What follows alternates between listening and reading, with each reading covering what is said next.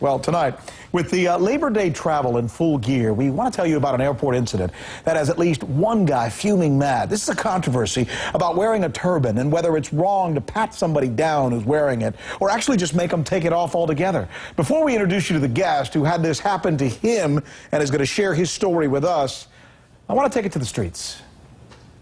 I tell you one thing.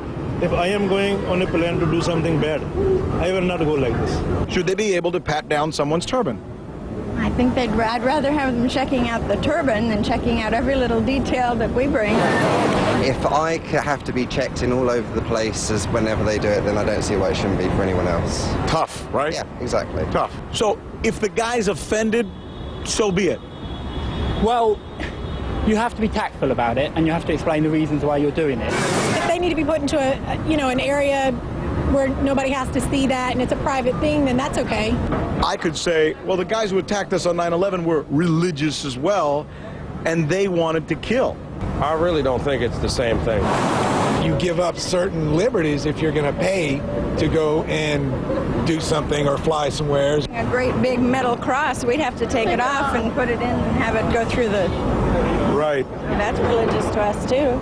So what's good for the goose is good for the gander? That's it. This is just to demoralize us, to humiliate us, and just to make us feel that we are unwanted people.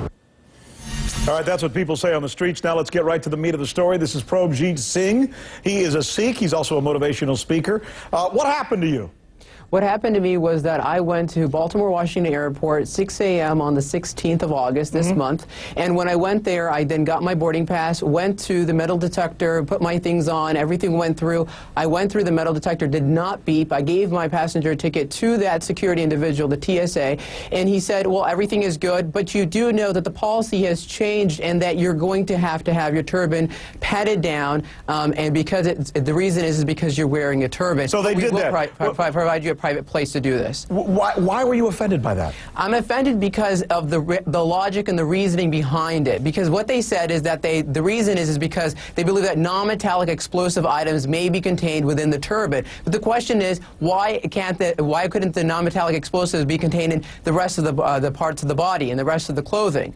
And so that's the issue, is that you're leaving the rest of the people out, and you're not checking them even when they do not beep, but you're checking the turban. And so you're actually using all of your resources at TSA to go and check only the people that have turbans and saying, well, you all come to the side and we're going to have to go and have you randomly checked. But if it's their policy, but look, if it's their policy and they're saying we've done enough testing on this and have determined that people could possibly put something up there that they could use to bring down a plane, then shouldn't they have that prerogative? Well, that's not what the TSA has said as of yet, unfortunately. The TSA has not said that they even knew how a turban was tied, nor have they done any studies about Sikhs. They have yet to tell us why that there's a potential reason why there'd be a more chance of having a non-metallic explosive contained within the turban versus the rest of the body. So you think what? You think what? That they're doing this what? Just to get at you because of your religion? Because of what? Well, we're not sure as of yet. The thing that we do know is that the TSA administrator has reached out with us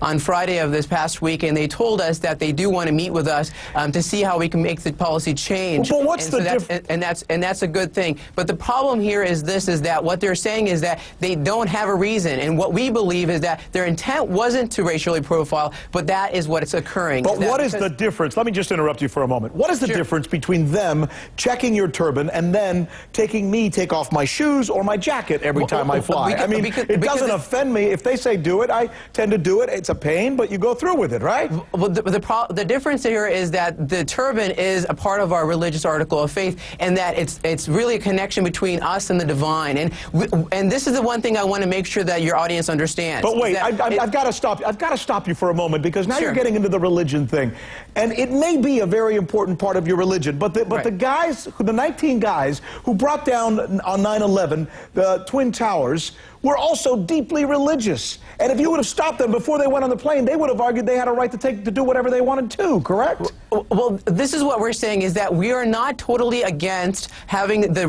random searching of, and for two reasons only. One is if I go to the metal detector and I beep, then absolutely, then you should go ahead and either do a pat down of the turban or ask me to take off my turban, but provide me a private place to do so. and because otherwise that's a breaking of civil liberties. And the other one is, why is it that they're specifically pointing out only at Sikhs and only at the turban? One thing I should note is that the only in the TSA policy change, there's been 3 articles that well, they as a matter of fact, let's put it up. But since you're going to go there, let me end this segment by doing this. Will, show it real quick, and we'll let them know what they say. TSA Administrator Kip Hawley says he's expressed understanding about the sensitivity of this issue and the importance of the Sikh headdress screening. TSA takes Sikhs' concerns very seriously and is interested in reaching a workable solution that does not compromise security. TSA goes on to say that they will implement additional cultural awareness training for its transportation security officers,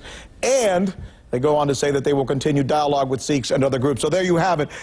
Thanks so much for being with us, Mr. Singh. You know what we'll do? We're out of time on this segment. We'll have you back and we'll continue the dialogue. I think you represented your point of view very well. Okay, thank you very much for the time. You know, we always like to pluck